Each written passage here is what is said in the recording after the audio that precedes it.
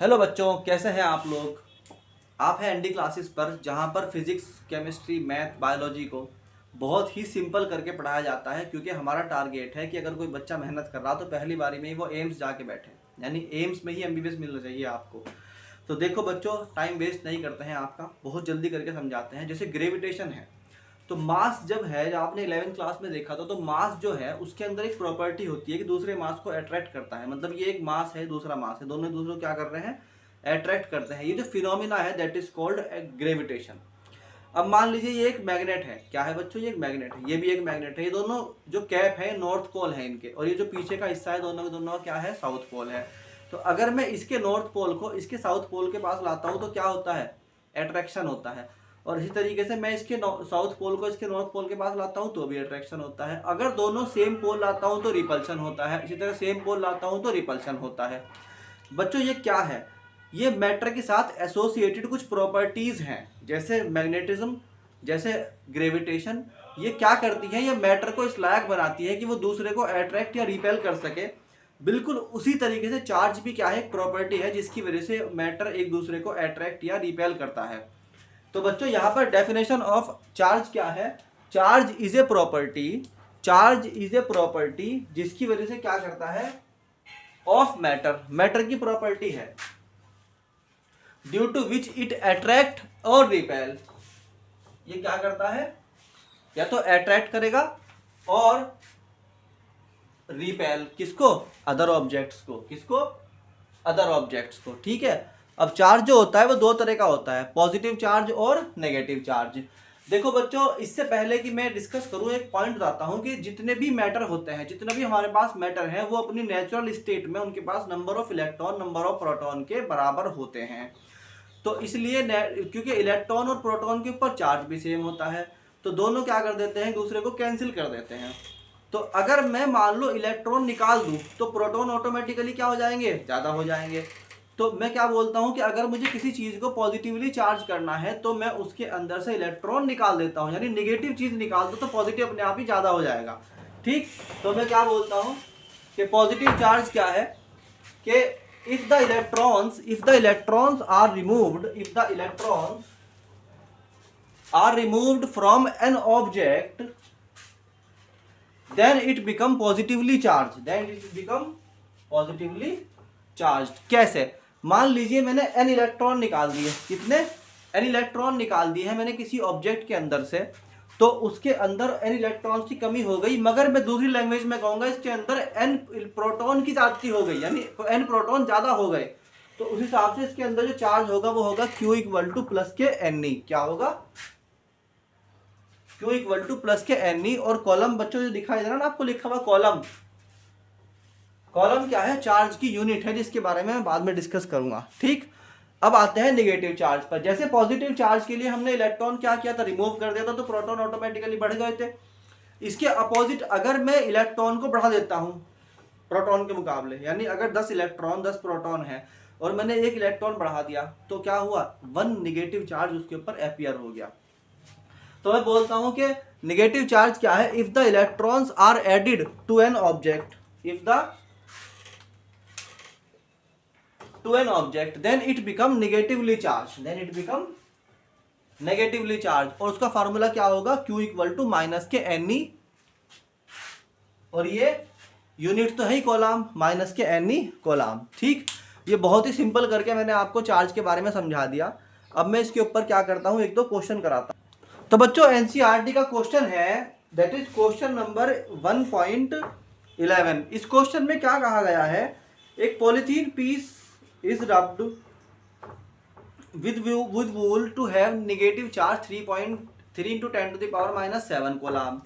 यानी एक जो पॉलीथीन है उसके ऊपर जो है चार्ज पाया गया कितना, 3 into 10 to the power minus के 7 कोलाम। तो बताओ कि इसमें नंबर ऑफ इलेक्ट्रॉन कितने ट्रांसफर हुए, नंबर ऑफ इलेक्ट्रॉन कितने ट्रांसफर हुए। तो भाई अभी हमने पढ़ा है एक फॉर्मूला कि Q बराबर होता है NE। क्या होता है, Q इक्वल टू,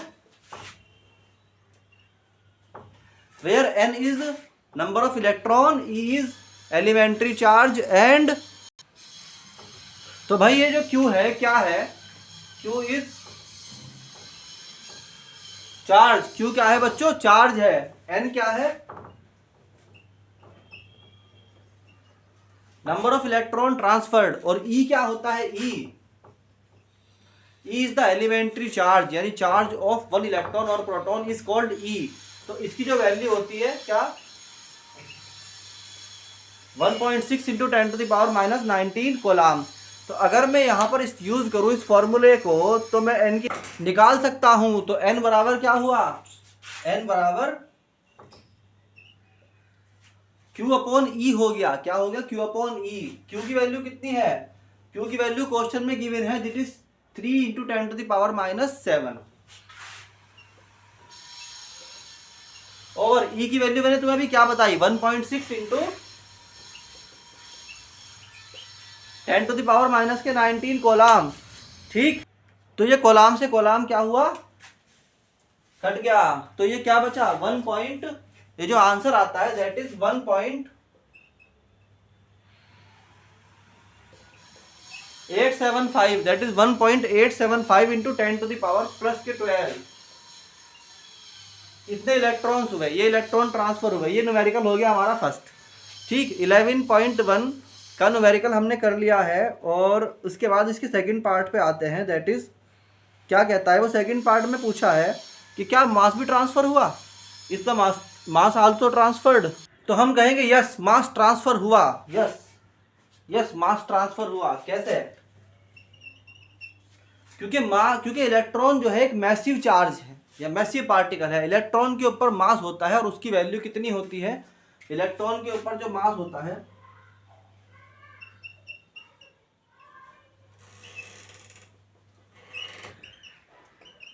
ये होता है 9.1 इंटू 10⁻⁻31 kg। इसका मतलब क्या हुआ कि अगर एक इलेक्ट्रॉन इस तरह से है तो इतने इलेक्ट्रॉन्स को अगर हमें मान लो ये निकालना पड़ जाए कि टोटल मास कितना ट्रांसफर हुआ है, मान लो 1% पूछ भी सकता है कोई, तो हम क्या कहेंगे?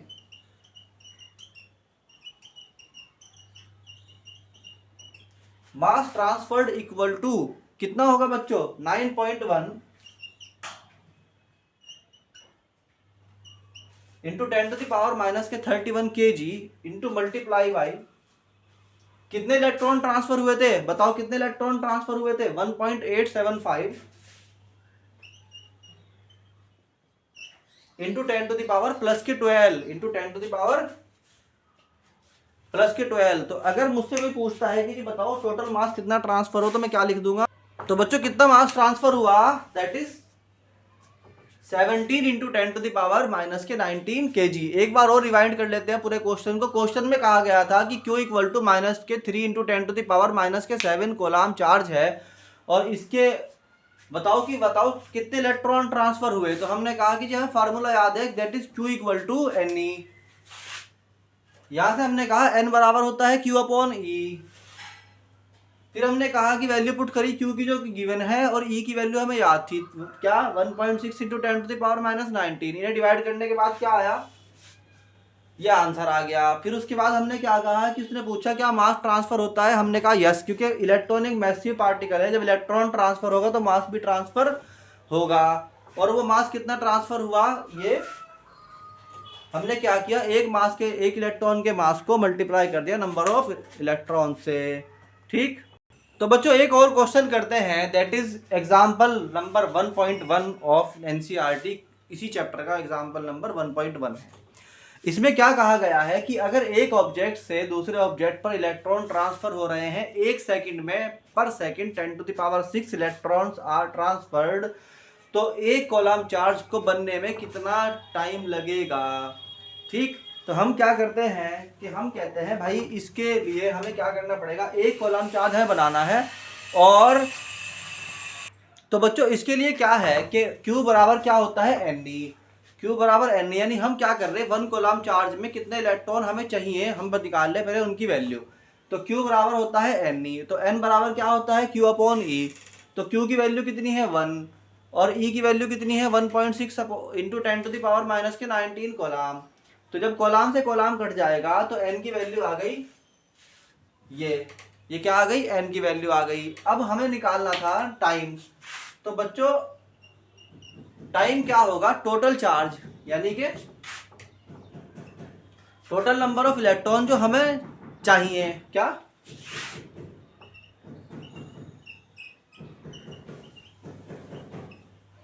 ओवर इलेक्ट्रॉन ट्रांसफर्ड इन पर सेकेंड, इलेक्ट्रॉन ट्रांसफर्ड इन पर सेकेंड।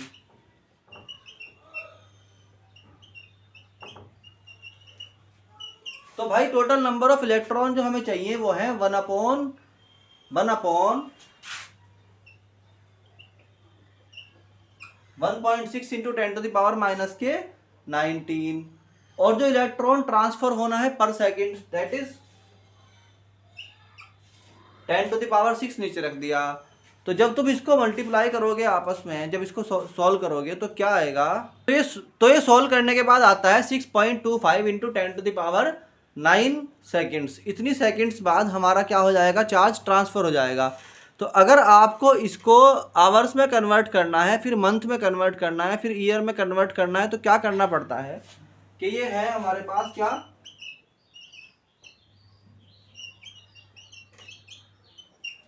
तो ये सेकंड्स हैं। अगर इसको मुझे मिनट्स में कन्वर्ट करना हो तो क्या करना पड़ेगा, 60 से डिवाइड करना पड़ेगा। फिर अगर मुझे आवर में कन्वर्ट करना है तो 60 से डिवाइड करना पड़ेगा। अगर डेज में कन्वर्ट करना है तो 24 से डिवाइड करना पड़ेगा। और अगर ईयर्स में कन्वर्ट करना है तो 365 से डिवाइड करना पड़ेगा। तो ये वैल्यू क्या आ जाएगी, ये लगभग आ जाएगी 200 ईयर्स। कितनी, दैट इज आवर आंसर। यही हमारा क्या है, आंसर है। तो इस तरीके से बच्चों हम क्या करते जा रहे हैं, हम एनसीईआरटी भी हैंड टू हैंड सॉल्व करते जा रहे हैं। अब हम नेक्स्ट करते हैं। तो ये एग्जाम्पल नंबर 1.2 है और इसमें पूछा गया कि कितना होता है नेगेटिव और positive charge 1 cup of water में। अब ये भाई जब ये क्वेश्चन कोई बच्चा करना शुरू करता है, सबसे पहले उसके सामने प्रॉब्लम ही आती है कि जी 1 कप ऑफ वाटर क्या है जी, 1 कप ऑफ वाटर में क्या होता है, मतलब क्या माने, 100 ml माने, 250 ml माने, 500 ml माने, क्या माने। तो इसका आंसर है कि भाई आप इसको याद करना पड़ेगा, क्योंकि ये पहले से एक डेवलप्ड थॉट है दिमाग में दुनिया के कि 1 कप ऑफ वाटर का मतलब जब भी आपके सामने आए 1 कप, तो इसका मतलब होता है 250 ग्राम। ठीक, तो हम कहते हैं 1 कप वाटर का मतलब होता है 250 ग्राम। ठीक,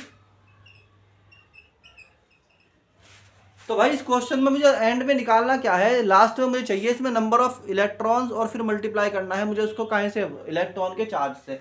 सबसे पहले मुझे नंबर ऑफ इलेक्ट्रॉन चाहिए, उसके लिए मुझे सबसे पहले क्या निकालना पड़ेगा, नंबर ऑफ एटम्स। तो मुझे एक बात बताओ, अकॉर्डिंग टू मोल कंसेप्ट अगर मुझे किसी ऑब्जेक्ट का मास पता है तो मुझे नंबर ऑफ मोल निकालने के लिए क्या करना पड़ता है,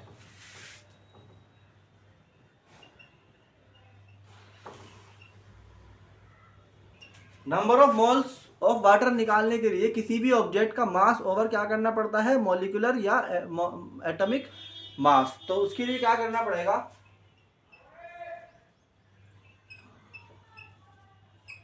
250 ओवर। बताओ वाटर का कितना होता है, वाटर का होता है 18 ग्राम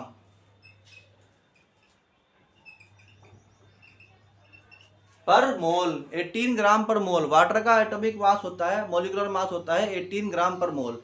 जब तुम इसको डिवाइड करोगे, काटोगे, तो यहां बचेगा, अच्छा एक बात ध्यान रखना, मैं कभी भी जो है हैंड टू हैंड सॉल्यूशन नहीं निकालता, यानी हैंड टू हैंड कैलकुलेशन नहीं करता, क्योंकि बाद में जाके बहुत सारी कैलकुलेशन आपस में डिवाइड होनी होती हैं। तो बच्चों वाटर में जो है, वाटर के मॉलिक्यूल जो है हमारे पास, मोल्स तो इतने आ गए, तो नंबर ऑफ मॉलिक्यूल्स कितने आए, है ना, number of molecules, number of molecules क्या होते हैं, मोल्स इनटू एवोगैड्रो नंबर। ठीक, तो ये क्या होगा, एन ए, एवोगैड्रो नंबर। अब बताओ किस किस को याद है एवोगैड्रो नंबर, बताओ एवोगैड्रो नंबर तुम में से किस किस को याद है। अरे भाई सभी को याद होना चाहिए, क्लास 9th में पढ़ रखा है क्या।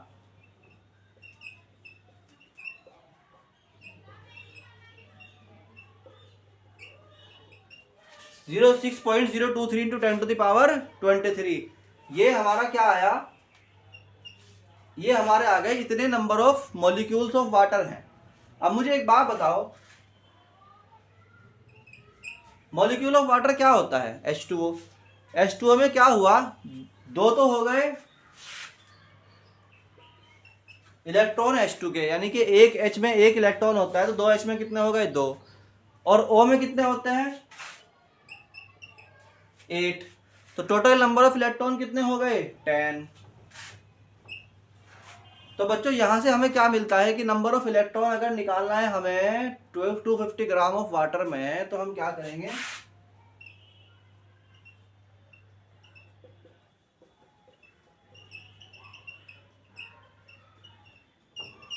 तो हम क्या करेंगे, इस पूरी वैल्यू को 10 से मल्टीप्लाई कर देंगे। तो ये क्या हुआ,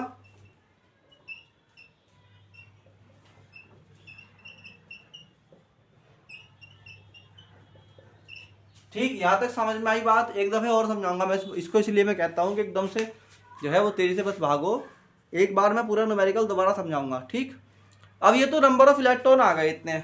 अब ये क्या हुआ, हमें निकालना था चार्ज। तो भाई ये नंबर ऑफ इलेक्ट्रॉन्स हैं, और चार्ज निकालने के लिए क्या करना पड़ता है, नंबर ऑफ इलेक्ट्रॉन को मल्टीप्लाई करना पड़ता है 1.6 इंटू 10⁻⁹ से। तो ये क्या आ गया,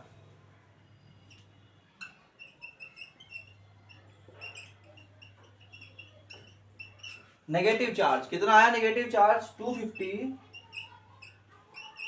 ओवर 18 इंटू 6.023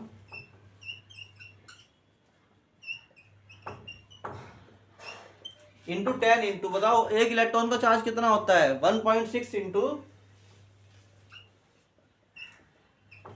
10⁻⁻⁹ कोलाम। यहां से हमारी फाइनल वैल्यू आती है, यहां से हमारी फाइनल वैल्यू आती है, ठीक। तो भाई इसका जो आंसर आया वो आया 1.34 इंटू 10⁻⁷ ठीक। अब हम क्या करते हैं, इस पूरे क्वेश्चन को एक बार और अंडरस्टैंड करते हैं ताकि आपको कंसेप्ट समझना है। तो एक बार और समझो, how much electrons are there in 250 gram of water. ये पूछा था, 1 कप का मतलब 250 ग्राम ऑफ वाटर। सबसे पहले हमने क्या किया, हमने बताया आपको कि 1 कप ऑफ वाटर का मतलब होता है 250 ग्राम, ठीक। फिर हमने निकाले नंबर ऑफ मोल्स ऑफ 250 ग्राम। तो हमने क्या किया, 18 से डिवाइड कर दिया, क्योंकि 18 क्या है, वाटर का मोलिकुलर मास है। तो यहां से हमें मिल गए 250 ओवर 18 मोल्स। ये मोल्स मिल गए हमें वाटर के। फिर हमने क्या किया, नंबर ऑफ मॉलिक्यूल निकालने के लिए एवोगैड्रो नंबर से मल्टीप्लाई कर दिया। तो यहाँ पे क्या आ गया, यह आ गया। उसके बाद हमने क्या किया, उसके बाद हमने निकाला कि एक मॉलिक्यूल में कितने इलेक्ट्रॉन होते हैं जी, 10। तो जब हमारे पास 10 इलेक्ट्रॉन होते हैं तो हमने 10 से मल्टीप्लाई कर दिया, ठीक। उसके बाद हमें क्या करना था, चार्ज निकालना था। तो हमारे पास टोटल नंबर ऑफ इलेक्ट्रॉन्स आ गए थे, हमने उसको 1.6 इंटू 10⁻⁻⁹ से मल्टीप्लाई कर दिया, ठीक है। उसके बाद हमारी वैल्यू आई 1.37 इंटू 1.34 इंटू 10⁻⁷ ये वैल्यू आ गई हमारी चार्ज की, ठीक। तो ये कौन सी नेचर का चार्ज आया है भाई, ये कौन सी नेचर का चार्ज आया है, नेगेटिव वाला। कौन सा, नेगेटिव वाला। अब हमें क्या करना है, हमें बताना है पॉजिटिव चार्ज। तो भाई मैंने आपको बताया था जितने नंबर ऑफ प्रोटॉन होते हैं उतने ही नंबर ऑफ इलेक्ट्रॉन होते हैं, इसलिए नेगेटिव चार्ज जितना होगा उतना ही पॉजिटिव चार्ज होगा। आंसर विल बी सेम, ठीक। इतना ही पॉजिटिव चार्ज इतना ही नेगेटिव चार्ज, इसीलिए तो न्यूट्रल होता है, इसीलिए तो